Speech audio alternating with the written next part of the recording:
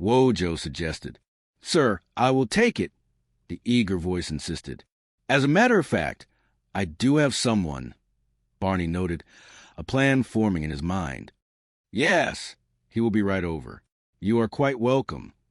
The eager officer stepped forward. What is the case, sir? Construction site over on Amsterdam, Barney explained, pointing to the map on the wall. Some kids climbing all over the equipment. You got to chase them off. That is it? The officer asked, slightly disappointed by the lack of action.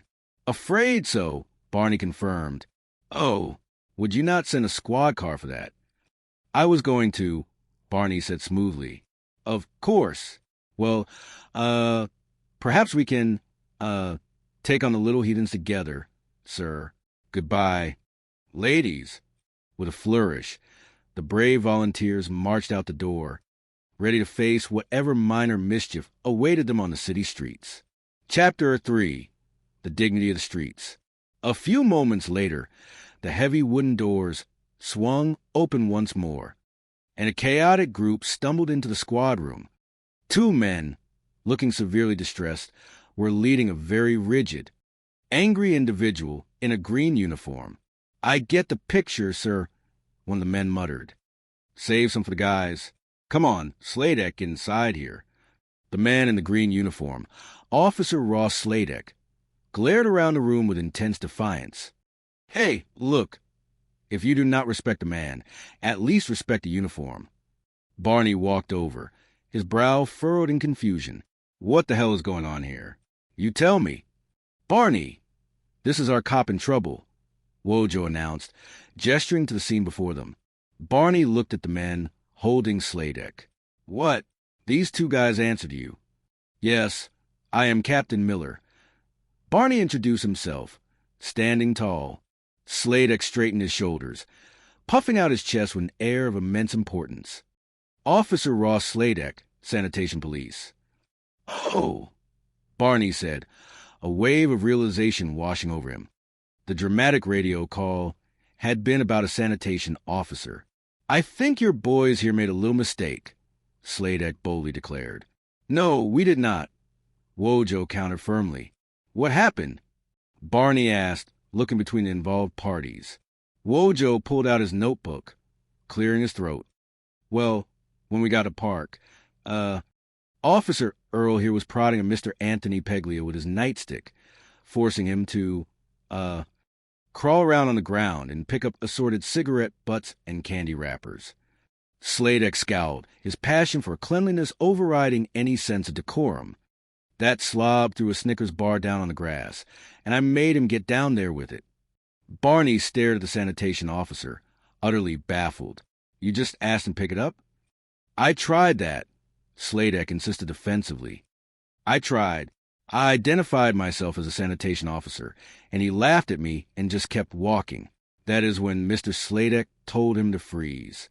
Fired 2 warning shots in the air. Barney's jaw dropped slightly. Warning shots. Well, you do not make a mess on my beat and just walk away, Sladek proclaimed, his voice filled with righteous indignation. Anyway, Wojo continued, shaking his head at the absurdity of the situation. Mr. Peglia signed a complaint right on the spot, and then mentioned something about moving to Maine. Good riddance to bad rubbish, Sladek muttered under his breath, showing absolutely zero remorse for his extreme tactics. Barney took a deep breath, trying to impart some wisdom to the overzealous officer.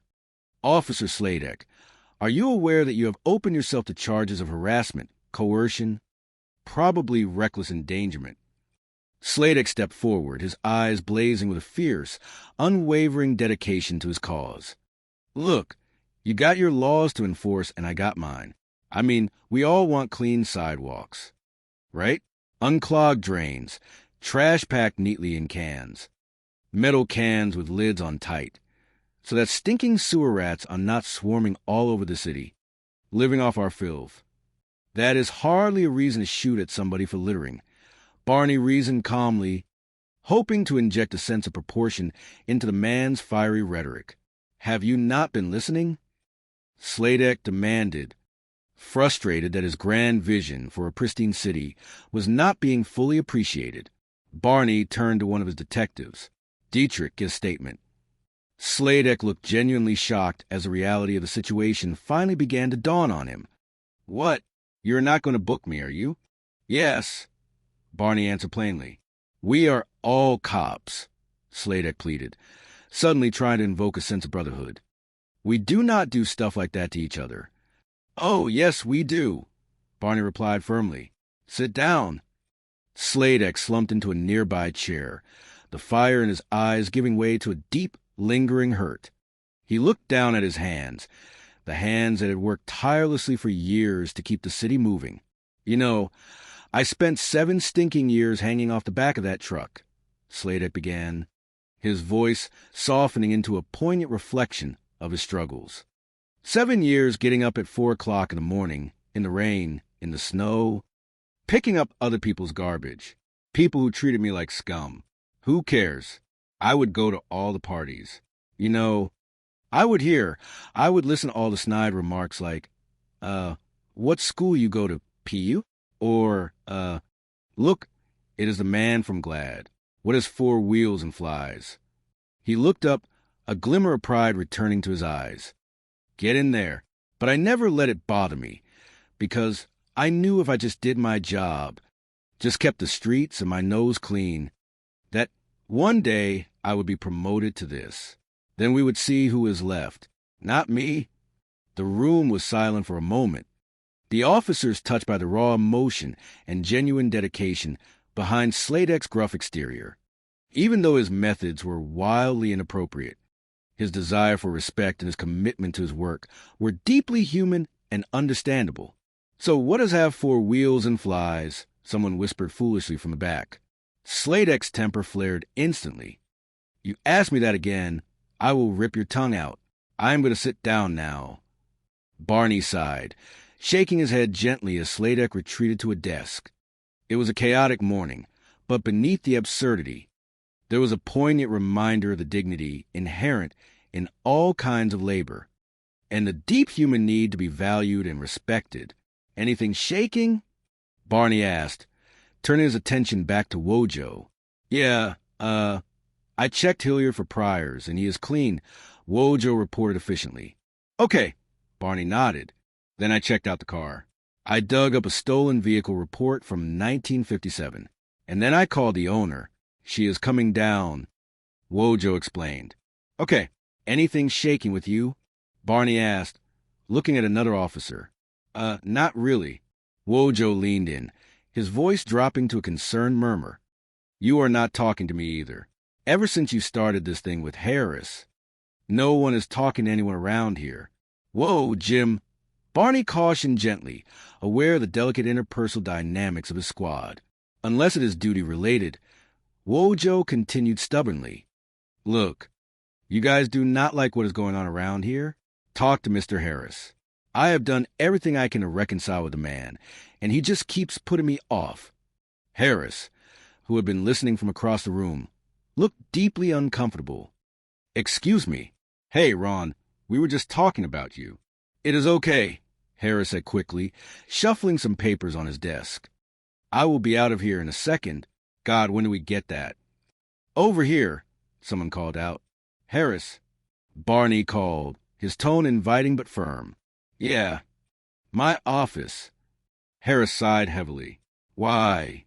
"A problem with the crime statistics." Ron, this is your agent."